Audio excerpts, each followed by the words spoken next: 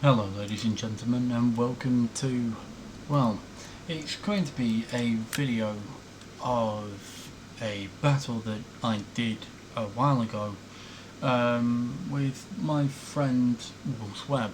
So this was a battle between two very strong armies, and I will be honest with you, it wasn't a very long battle, so obviously this is going to be an interesting one.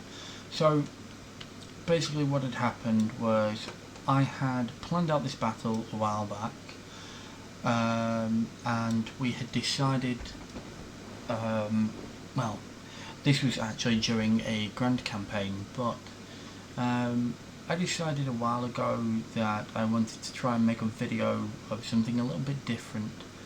So this video, pardon me, this video is all about how I got into this situation. So Kush and Nabatea ended up going to war with each other, so I was Kush, I was on the defensive, and Nabatea came in with an army. Now, this army was actually, I think, nearly 2 times the size of what I already had. So for example, I had already held here. I had held here with my light Nubian spearmen up front, with an extra set of Nubian spearmen just in the back, and I had put a ton of Nubian bowmen, and I even put my Royal Kushite archers up here. I had 2 sets of Nubian archers, and then I also had the Royal Kushite archers, which were for the captain in the garrison, which the garrison didn't actually have many troops left, and obviously some tribesmen, a couple of slave slingers, a couple of archers, and then obviously more tribesmen just to volley out. And then obviously I had some more of the tribesmen. I had 3 sets of slave infantry, and I also had my 2 sets of Kushite pikemen, which, bearing in mind, a lot of my troops were actually extremely damaged, or had very little troops altogether. For example, the garrison. We had literally just taken over this place, and all of a sudden, Nabatea decided to attack us. Now, when I previously started looking at this battle, I immediately thought, okay, I probably won't win. So I came up with a strategy, well, a very simple strategy, I'll be honest with you. So what I did was I got my leopard warriors and my slave infantry ready for battle. I was going to send these guys here in onto the back of the enemy and attack them from behind. Now, I knew that the enemy had another army. This other army would actually be 1,980 troops, also including the, I think it was 200 men? I could be wrong, but I believe it to be just under 200 men. So, yeah, it's about 200 and it might have actually been just over 200 men. Obviously he had scythe chariots, he had some mercenary Arabian spearmen, 3 sets of desert levy, and a set of tribespeople, obviously most of which were actually extremely damaged and had very depleted units. So anyway, we will carry on, and then I will stop when we need to. But you're probably thinking, where's the rest of the army? Well, it's going to pop in now. Now, the Nabatean soldiers came through here. This was a full, pretty much brand new, I believe. I believe these guys to be brand new. So here's the Nabatean general running in with a set of desert cavalry and a set of mercenary Arabian cavalry. He sent in a full army of 20. So that was an army of 1,980, like I said previously. I realised that the enemy was coming from this direction and decided to then move my troops back from this position and move them up to here, I believe, leaving the leopard warriors to attack the scythe chariots when they come through. Now, I knew that the enemy would actually have a disadvantage, obviously, because I am in defence, but the game kept telling us that I would lose, and I knew that this strategy would be basic, so I pushed in all the troops straight away to attack the scythe chariot. So yeah, we're going to allow this to be seen. Obviously my archers can also fire, so my Nubian archers started firing as well. We killed off their general extremely well. Now, so these guys decided to move up, all flooding into one area, which is this dead centre area. Bearing in mind, these archers can fire up to about here. Actually, no, wait, hold on a minute, no.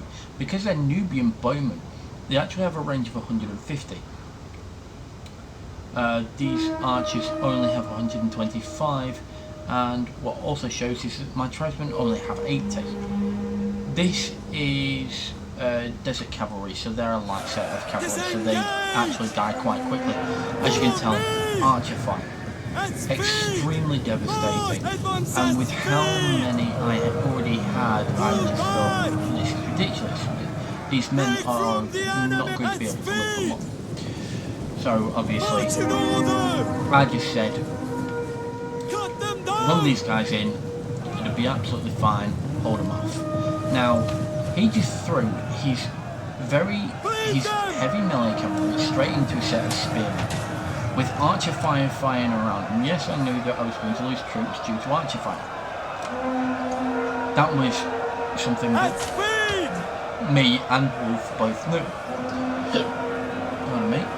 Now, the next question is this. His entire army's coming, but he couldn't wait. If he had to wait, he would have actually saved himself a lot of time. But these guys are already tired, confident, but their general is dead. They're losing it. Their general is already here. He's already lost just over half his troops. And the archers haven't even fired the rest of their volleys yet. Now their general's dead. Now their mercenary cavalry's dead. Break from the enemy! Break them! They're losing more and more troops each time they move in.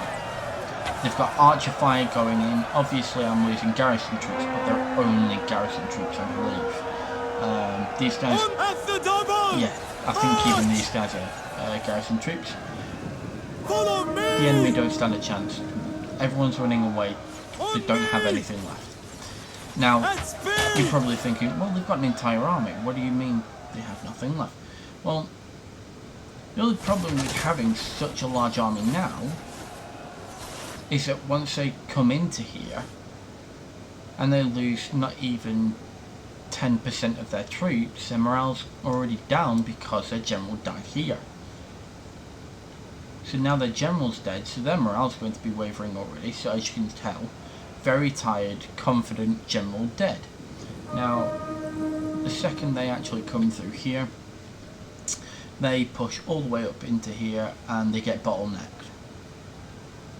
They don't get bottlenecked by my troops, bearing in mind, they get bottlenecked by their own inadequacy and their own lack of stratagems.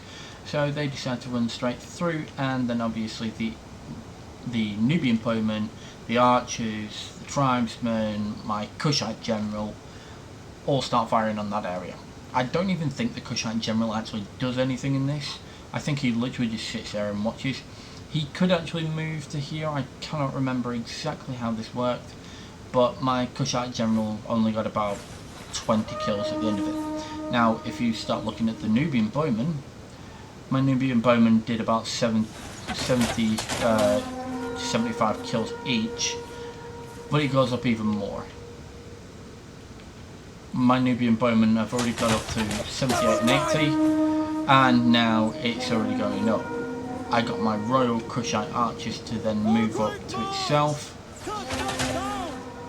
and my men just start letting rip.